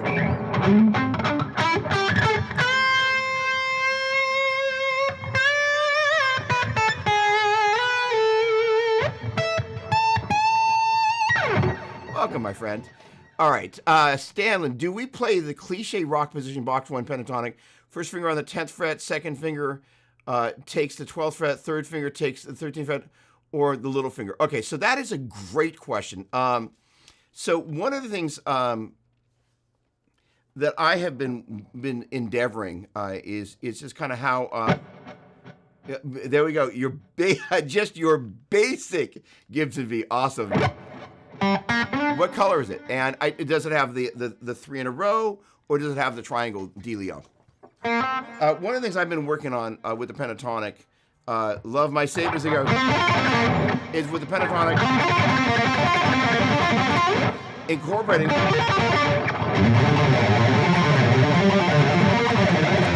the pinky into those pentatonic patterns. One of the reasons it's important to be able to practice that stuff with the pinky, even if when you play.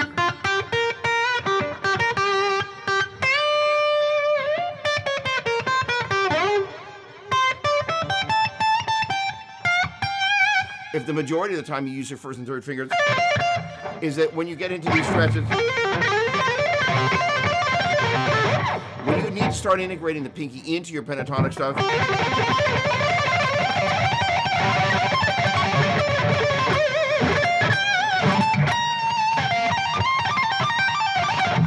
that's when, if you're not already integrating the pinky into the midst of all that, you're going to get into trouble.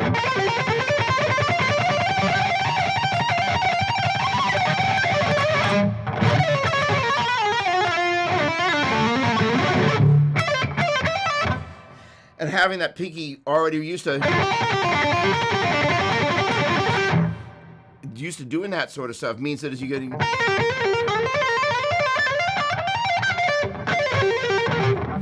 it's used to already being part of the whole, invited to the party.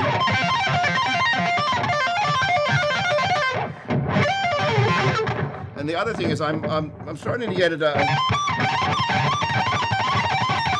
That's a 4-note per string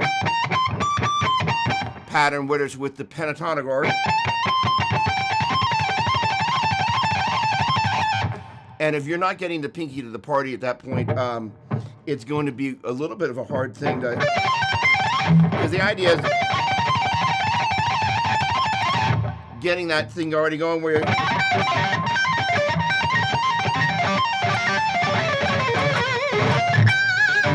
That is, say you've got the third finger, extending the pinky up, and then getting that second finger.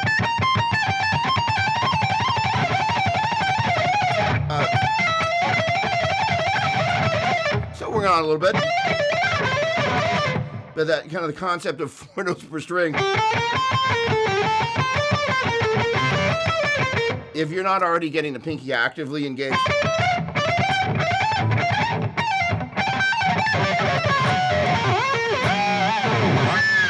it's going to be a lot harder to bring into the mix there. And so the working both is the thing that I would suggest doing, because there is a lot of the time that if I'm using the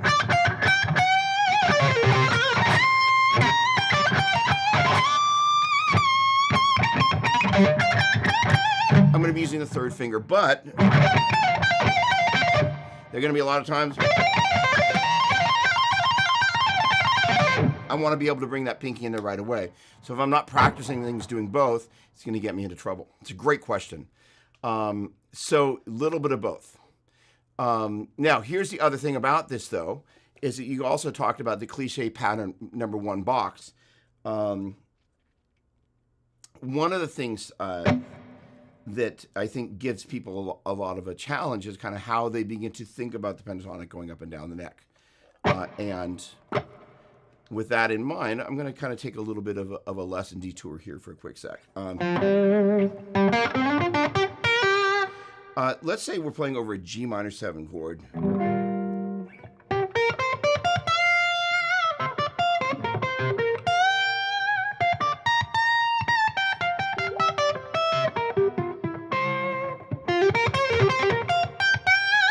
So the chord tones of that are a G, B flat, D, and an F.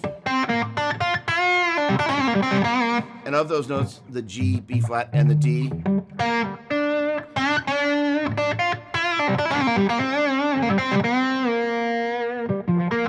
that G, B flat, and the D are the best resolution tones. So with that in mind, one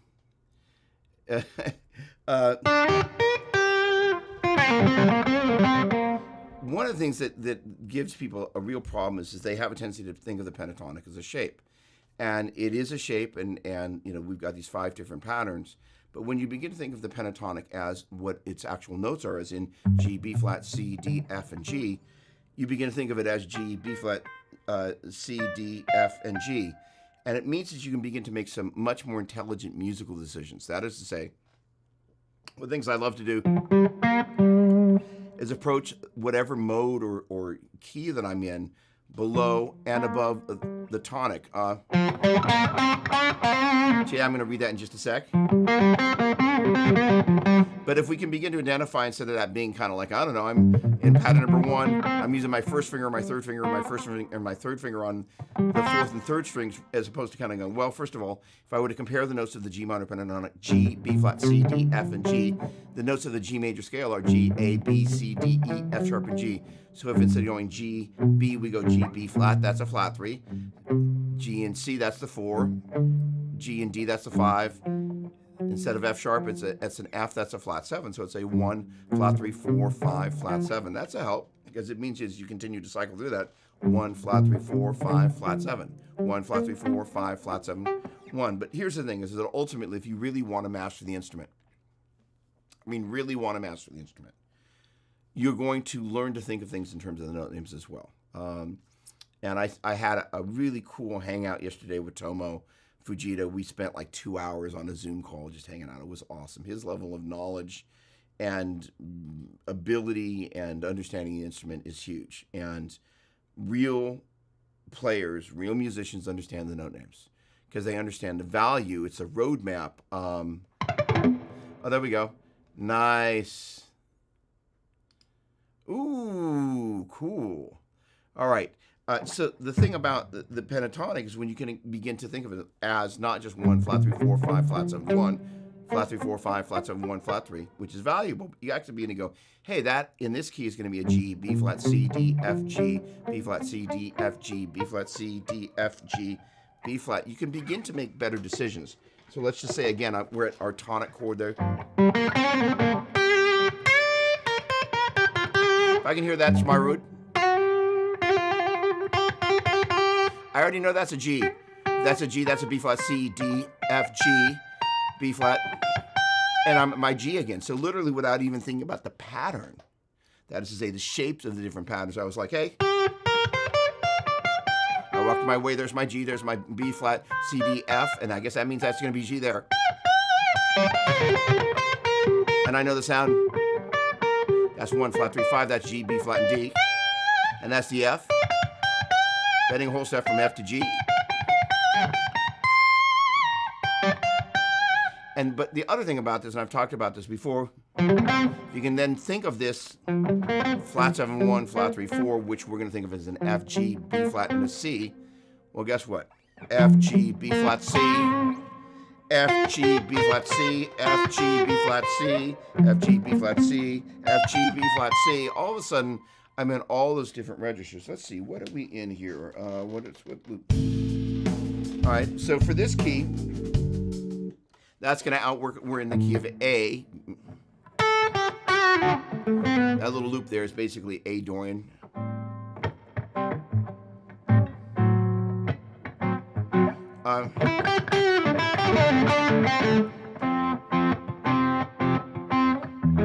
It actually changed the modes. It's basically A. Minor-ish to Dorian, minor to harmonic minor. think that's what it's doing in that loop. Dorian, natural 6, flat 6 minor, harmonic minor. So with the exception of that last chord,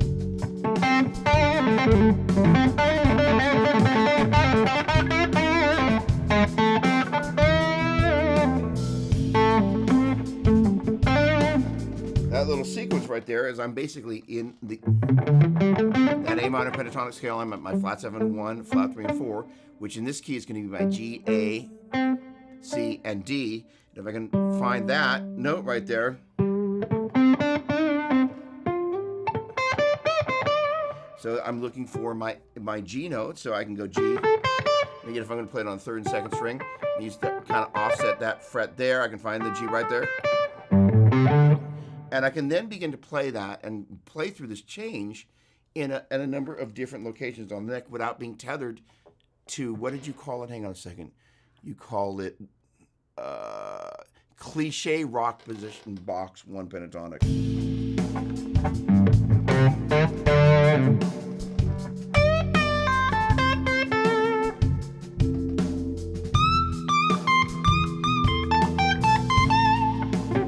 So I do know where G is.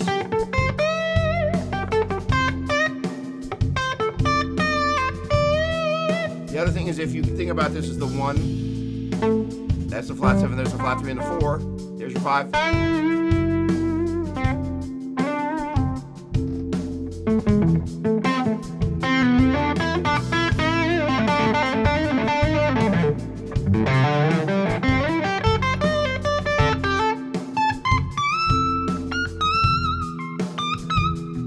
You now have basically the entire neck at your disposal, because if you can find that G note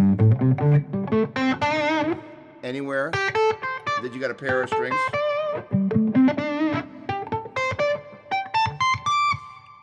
it totally opens the fingerboard up. And the great thing about that is when you think about, this is one of the other things when you start to play with tracks, you begin to realize that if you play in the same registers, which we have a tendency to do, that is let's just pick pattern number 1.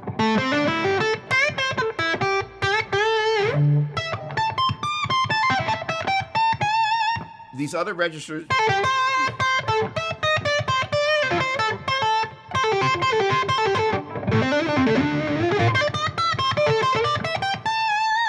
we have a tendency to not play them as much. But when we get used to thinking about, all right, I'm looking for G, A, C, and D.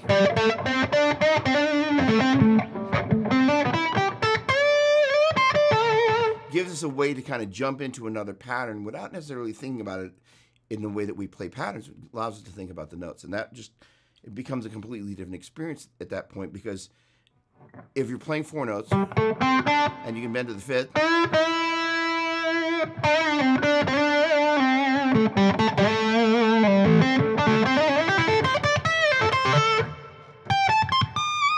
and you can do it with any group of 4 notes. So there I'm basically at the 5, flat 7, 1, and the flat 3. And if I'm in the key of A, C, E is my tonic triad, and E is my 5.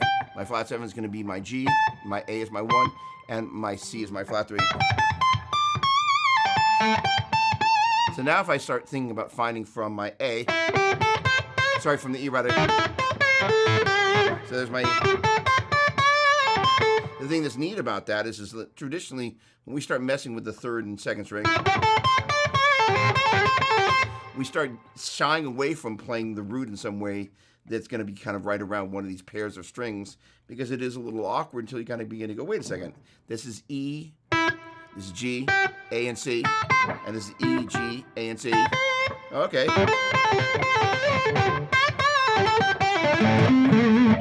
And it really opens up that part of the neck without having to kind of be in fear of kind of what's going on. The other things you begin to go, wait a second. All right, there's E, G, A, and C. Well, wait a second, there's E, G, A, and C, and all of a sudden you're like, oh, wait a second. You begin to look at what is pattern number 4, and you see that basically that's the 1, flat 3, 4, and 5. 1 flat 3 and 4, but this right here is the 5, flat 7 1 and flat 3.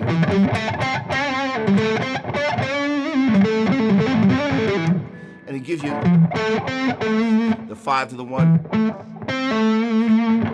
And it just gives you a much greater insight into playing the pentatonic, which, again, for most of us, we suffer from this thing where we play the same notes in the same keys in the same locations over and over. And again, like I was saying, when you're playing with tracks, your ability to move things around the neck and play in different register, in different registers to evoke different sounds from the instrument, it's an invaluable part.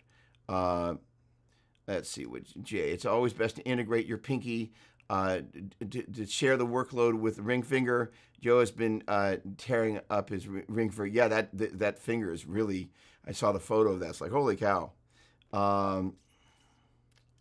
All right, so great question. Do you usually think in terms of note names or numbers? There we go. Let's bring that in. There we go. I think in terms of caffeine, really. I'm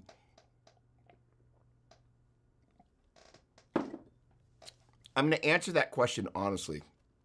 First of all, Christopher Daniel, welcome. Brian the Psy, the Hoff. All right, can you do me explain what is Brian Psy the Hoff is? Because it's the mystery that I just need to unfold. So, Santa, with pleasure. Kevin, hello. Call for tune, hello. Great to see you. And y'all, I'm here until 11, so bring your questions. So, and first of all, thanks so much for hanging out. So, Steve, the interesting thing about, and I saw that you very kindly left a really nice comment on, and yes, answering honestly is good, as opposed to answering dishonestly. So as I was playing over, what's this one going to be? This is going to be, what are you? Right.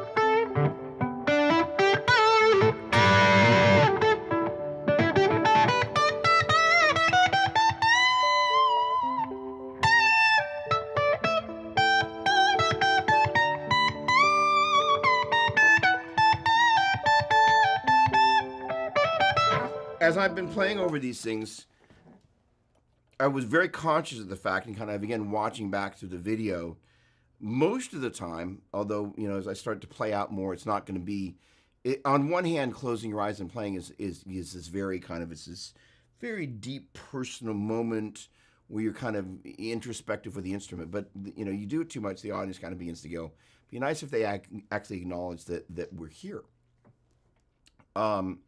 But one of the things that I've really been trying to do is to not think about what I'm playing, which means I'm literally not thinking about what I'm playing. So let's see, I'm going to pull that, it's this guy, right?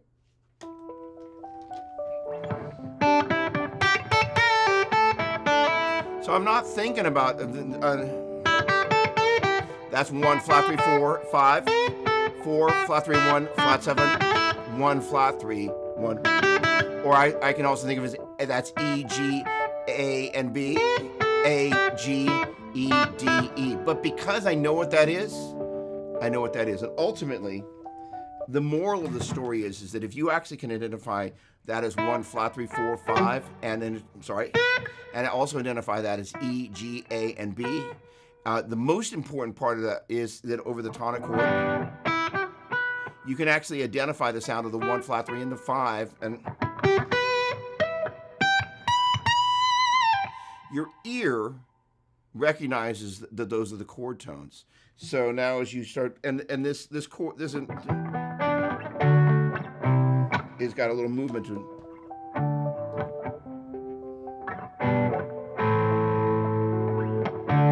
That basically going 6 chord, 5, 4, 3, 2, 5.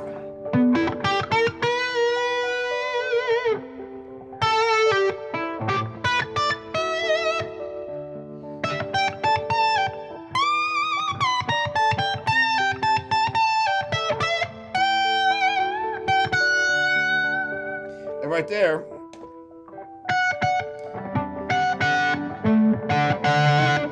I can tell that I'm at the 3 of that. And what begins to happen is that what you're doing is you're training your ear to think about things in terms of what the chord tones are. Ultimately, it's a sound. But the way we get there is by identifying what scale degree number that they are. That is to say, if I'm playing in the key of E minor, the notes are E, F sharp, G, A, B, C, D, E. And as I'm hanging out over an E minor or an E minor 7, most of the time, even if I'm playing over a minor 7 chord, I'm going to ignore that flat 7 as a resolution tone and mainly just pay attention to the 1 flat 3 and the 5. And you begin to recognize, okay, that's a 1 flat 3 5. If I'm in the key of E, that's going to be E, G, and B. But most importantly, what we're listening for, boy, that sounds familiar, doesn't it? The idea is that the great players, whether they know it here, or whether they know it here, or whether they know it here, they begin to recognize the notes of the tonic chord. Again, that E, G, and B, that E, G, and B of an E minor chord. And those are the notes that you want to resolve to. So if you actually know what those flipping notes are, you know what those notes are. But ultimately what you're doing is hopefully training your ear such that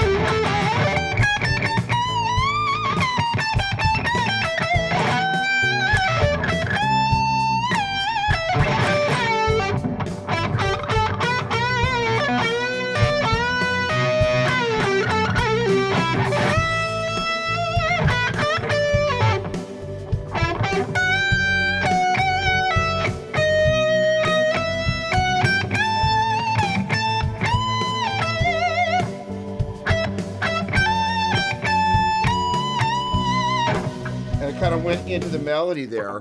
But the reason the melody works the way it works is that those notes of the melody, when you hang at a note, those are chord tones. That's the magic. And if you don't know what the notes of, if you don't understand the theory to know which numbers, over a minor chord of 1 flat 3 5, and that translates into E, G, and B, you're denying yourself the vehicle to kind of, the ladder, if you will, to kind of climb up and down harmonically, at least understand why the notes that work, and why the notes that don't work, that are still in the key. And the trick is those passing tones, you pass through them on the way to your resolution tones. And a great melody sits at the right notes long enough, but creates tension, because without the tension, the chord tones just they actually sound boring. So this is to say we're hanging over an E minor chord.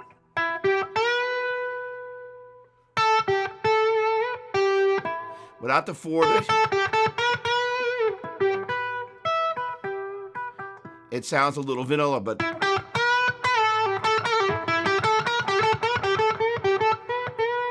that 4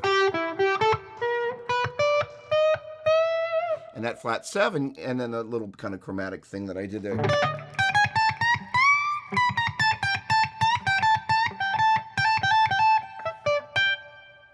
And you're really going, all right, give me the root, please. But it means that you kind of, I remember I got a buddy, Mike Mong, guitar player I've known forever.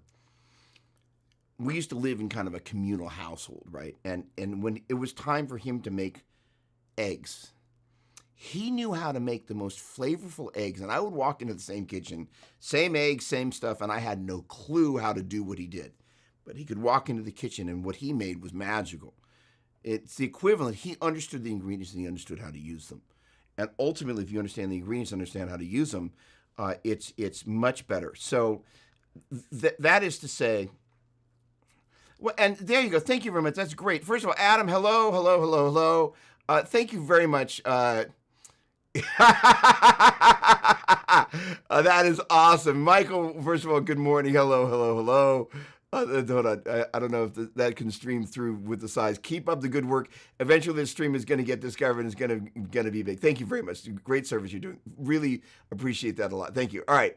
So more in So more so in terms of chord melody and arpeggio type approach. I never think about the note names, numbers, because I have very limited knowledge of this stuff, laugh out loud. So here's the thing. One of the great ways, first of all, ultimately the numbers and the note names are a way of describing the sound of this. But the thing is once you kind of begin to go, hey, let's just say you were to take, I'm not set up to go into the loop, but let's just say that chord was just looping, just on its own.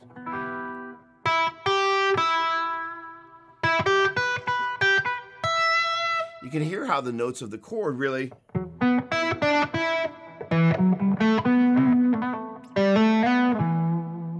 become the money notes. And this is one of my favorite comments that people had about the video that my buddy Dave shot, and then I kind of posted on my timeline.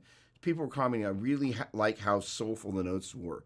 One of the big things that I focused on doing was one, Joe Satriani is a big influence to me.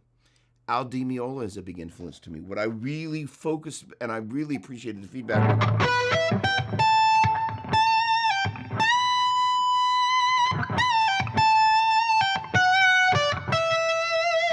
Sitting on the notes.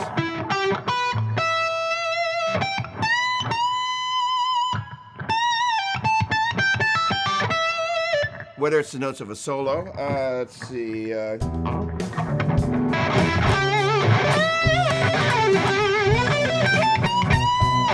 What a melody.